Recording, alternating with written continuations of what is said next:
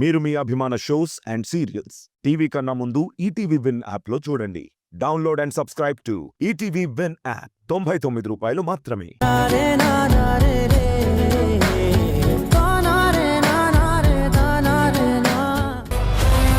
నీకు భయం వేలేదా? చూడండి మేడం, మనం తప్పు చేయనప్పుడు ఎవరికీ భయపడాల్సిన అవసరం లేదు. అతను ఒకప్పుడు క్రిమినల్ అయి ఉండొచ్చు, కానీ జైలు నుంచి బయటకొచ్చాడు. అది కూడా సత్ప్రవర్తన మీద అని మీరే చెప్పారు. అంటే తన ప్రవర్తన మారింది కాబట్టే కదా తనని మీరు బయటికి వదిలేయాలి అని అనుకున్నారు. అలాంటిది ఆ వ్యక్తి గురించి అందరి ముందు అలా మాట్లాడుతున్నారు. పైగా అతని భార్య పిల్లలు కూడా అక్కడే ఉన్నారు. వాళ్ళు ఎంతలా అలా భయపడుతున్నారు. అందుకే అలా మాట్లాడనే తప్ప ఇంకో విషయం కాదు. అంటే పోలీసులంటే నీకు భయం లేదా? పోలీసులను చూసి ఎవరు భయపడాల్సిందేం లేదు. గౌరవం ఉంది, ఈ సమాజం ధైర్యంగా ఉంది అంటే, అందరూ నిర్భయంగా బతుకుతున్నాము అంటే పోలీసుల రక్షణ ఉందనే నమ్మకం నాకుంది. పోలీసులనే వాళ్ళు మమ్మల్ని కాపాడేవాళ్లు అనే గౌరవం నాకు ఉంది. అందుకే అలా మాట్లాడాను. ఇంతకీ దేనికి పిలిచారో చెప్పలేదు? ఏంటండి ఇది? కరెక్ట్గా చెప్పండి. మీరు ఎలా చూశారో చెప్తేనే కదా నేను ఈ ఫోటో డ్రా చేయగలను. లేదంటే ఎలా అవుతుంది? ఏంటి సమస్య? చూడండి మేడం, పోలికలు చెప్పమంటే రకరకాలుగా చెప్తున్నాడు. ఇలా అయితే నేను ఈ డ్రాయింగ్ ఎలా వేస్తాను చెప్పండి.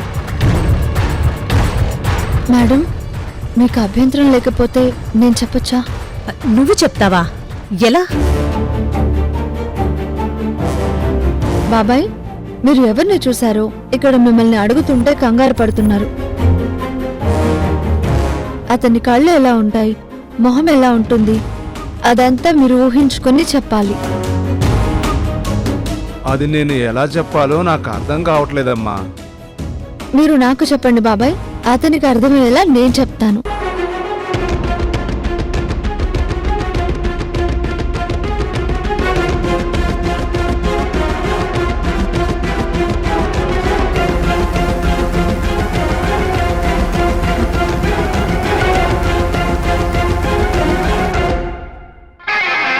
చూసారా మేడం, ఎంత కన్ఫ్యూజ్గా చెప్తున్నాడు. అసలు ఏది సరిగ్గా చెప్పలేకపోతున్నాడు. ఇలా చెప్తే నేను ఎలా డ్రాయింగ్ వేయగలను? నాకు అర్థమైందండి, నేను చెప్తాను. వాడు చీకట్లో చూశాడు అంటే ఖచ్చితంగా వాడి కళ్ళు షార్ప్గా ఉండాలి. ఎంత దూరం నుంచైనా చూసైనా పట్టుకునేది డేగ కన్ను అంటారు. అంటే వాడి కళ్ళు డేగ కళ్ళలా ఉంటాయి. బాబాయ్ మనసులో కూడా వాడి మొహాన్ని స్పష్టంగా చూడగలిగారు అంటే వాడి మొహం గుండ్రంగా చందమామలా ఉండాలి. అంటే ఆ ఫేస్ రౌండ్గా ఉంటుంది. అవునమ్మా, వాడి మొహం గుండ్రంగానే ఉంటుంది. తల ఎత్తి బాబాయ్ వాడిని చూశాడు అంటే వాడు బాబాయ్ కన్నా పొడవుగా ఉండాలి. అంటే సుమారు 6 అడుగులకి దగ్గరగా ఉండాలి. నిజమేనమ్మా, అచ్చం అలాగే ఉంటాడు. వాడు మనిషిని తోసేసి పారిపోయాడు అంటే వాడు ఖచ్చితంగా సన్నగా కాకుండా దృఢంగా బలంగా ఉండాలి.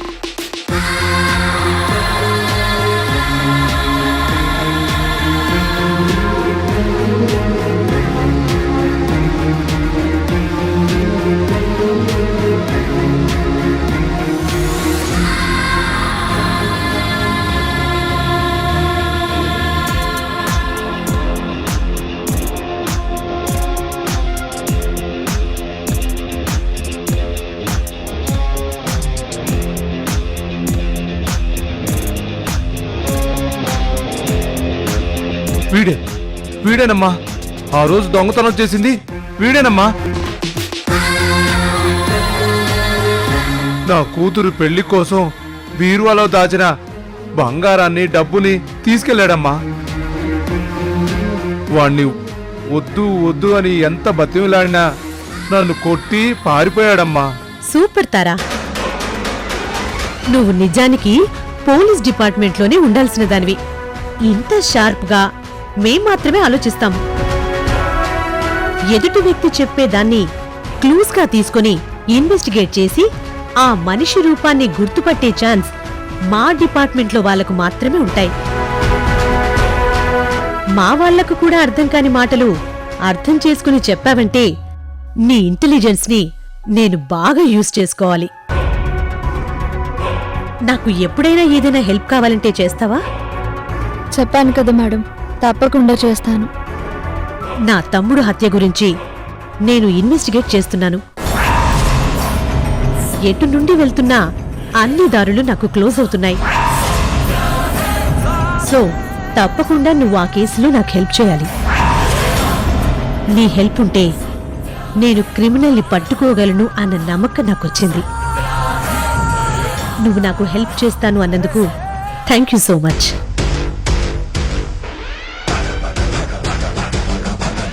ఇంతకీ మీరు నన్ను పిలిపించిన విషయం చెప్పలేదు? ఇంకేమీ చెప్పక్కర్లేదు తారా. నీతో ఏదైతే మాట్లాడాలి అనుకున్నానో ఇప్పుడు నిన్ను చూశాక నాకు పూర్తిగా అర్థమైంది. చెప్పాను కదా, నీ సాయం తీసుకునే అవసరం నాకుంది. తప్పకుండా తీసుకుంటాను. ఇక నువ్వు వెళ్ళొచ్చు. సరే మేడం.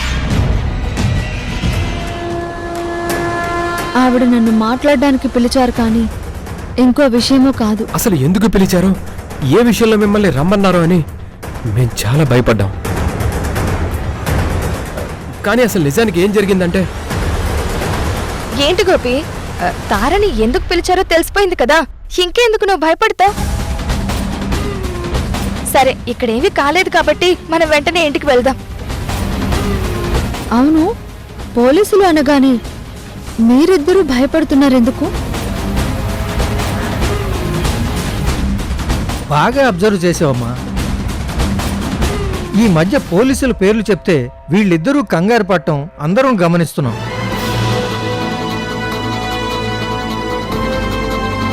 అసలు ఎందుకు ఇలా జరుగుతుందో నాకేం అర్థం కావట్లేదు.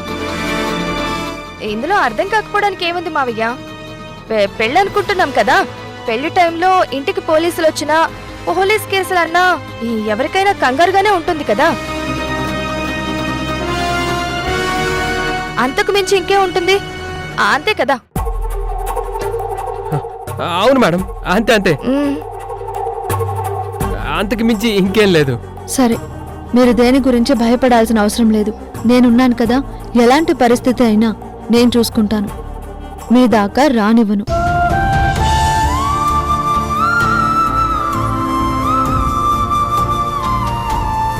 కాంతారా, నువ్వు ఇబ్బంది పడే పరిస్థితే వస్తే నిన్ను ఇబ్బంది పెట్టే వ్యక్తిని నేను కాదు. నేరాన్ని నా మీద వేసుకుని నిన్ను కాపాడుకుంటాను. సరే, ఇంటికి వెళ్దాం పదండి. మిమ్మల్ని ఇంట్లో డ్రాప్ చేసి వెళ్తాం.